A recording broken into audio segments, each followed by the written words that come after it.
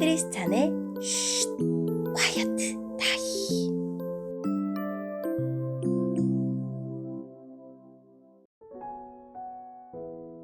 샬롬, 크리스찬 성도님들 반갑습니다.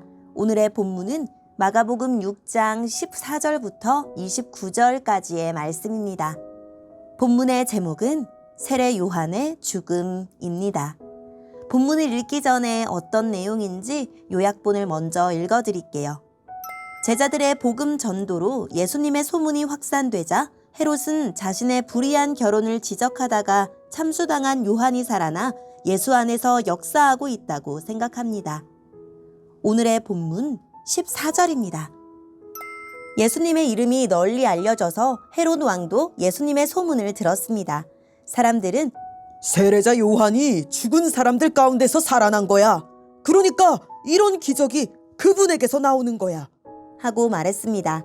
어떤 사람들은 이렇게도 말했습니다. 그분은 엘리야다. 또 다른 사람들은 그분은 옛날에 있었던 예언자와 똑같은 예언자야 라고 말했습니다. 헤롯이 이런 소리를 듣고 말했습니다. 내가 목을 잘라 죽인 요한이 다시 살아났구나. 예전에 헤롯은 요한을 잡아오게 하여 감옥에 가두어 둔 적이 있었습니다. 이는 헤로디아와 관련된 일로 헤롯이 자기 동생 빌립의 아내인 헤로디아를 아내로 삼아버렸기 때문이었습니다. 요한은 헤롯에게 자기 동생의 아내를 자기 아내로 삼는 것은 옳지 않습니다. 라고 말하곤 하였습니다. 그래서 헤로디아는 요한을 미워하였습니다. 헤로디아는 요한을 죽이고 싶었지만 그럴 수 없었습니다.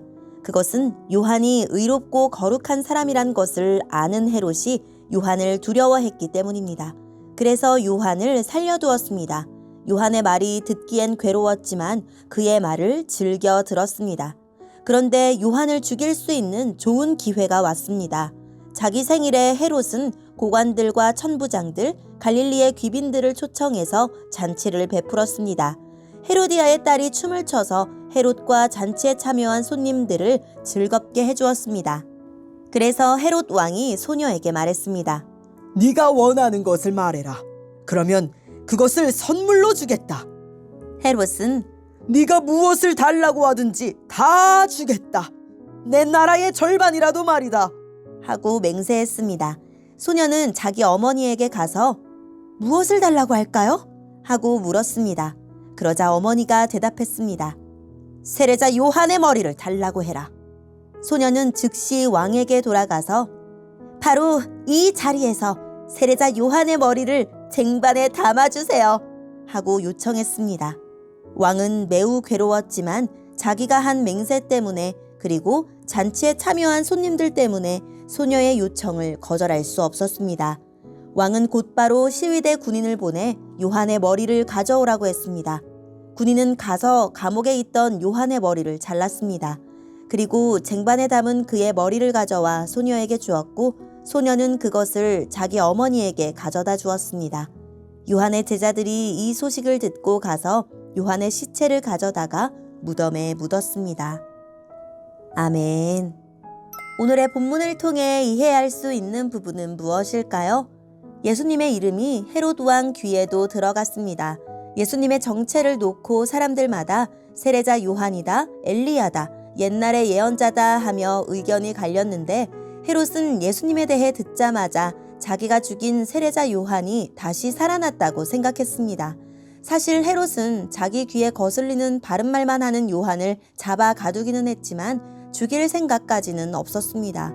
헤롯과 불의하게 결혼을 한 헤로디아가 요한을 죽이고 싶어 했지 헤롯은 요한이 의롭고 거룩한 사람임을 알기도 했고 또 요한의 말을 즐겨 들었기 때문입니다.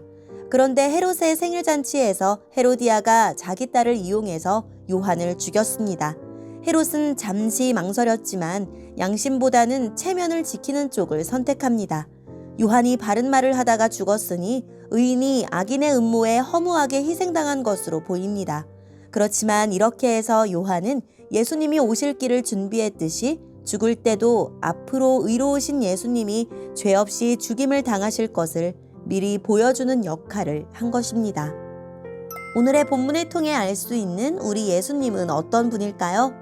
예수님은 들을 귀 있는 사람, 볼 눈이 있는 사람에게만 들리고 보이는 분입니다. 당시 예수님과 예수님이 하시는 일을 보면서도 예수님이 어떤 분인지 알아차리는 사람은 많지 않았습니다. 지금 사람들도 마찬가지입니다. 나는 예수님을 어떤 분으로 여기고 있나요? 오늘의 본문을 통해 우리에게 주시는 교훈은 무엇일까요? 헤롯은 자신의 불의한 결혼을 신랄하게 비판하는 요한을 원수처럼 여겼지만 그가 의롭고 거룩한 사람인 줄 알았기에 그를 죽이자는 헤로디아의 청을 거절합니다. 요한의 말에 번민하면서도 달갑게 듣습니다. 하지만 옥문은 열어주지 않습니다. 말씀을 잘 이해하고 권위를 인정하며 자신에게 적용하기도 하지만 실천에 옮기지는 않는 것입니다. 요한은 죽이지는 않으므로 불편하지 않을 만큼만 실천하고 불순종의 불씨는 남겨둡니다. 절반의 순종으로 불순종을 정당화하고 있지는 않습니까? 허물을 드러내는 뼈아픈 지적에 어떻게 반응합니까? 헤로디아는 원하는 것은 다 얻어야 하는 여인입니다. 그것을 위해서는 남편도 바꾸고 자식도 이용했습니다.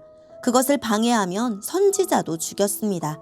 내 가족과 자녀를 향한 열심이 사실 내 기대를 채우고 싶은 욕망의 표현은 아닙니까? 가족의 신앙보다 내 욕심을 채우기 위해 다른 것을 더 중시 여기고 있지 않은지 살펴봅시다.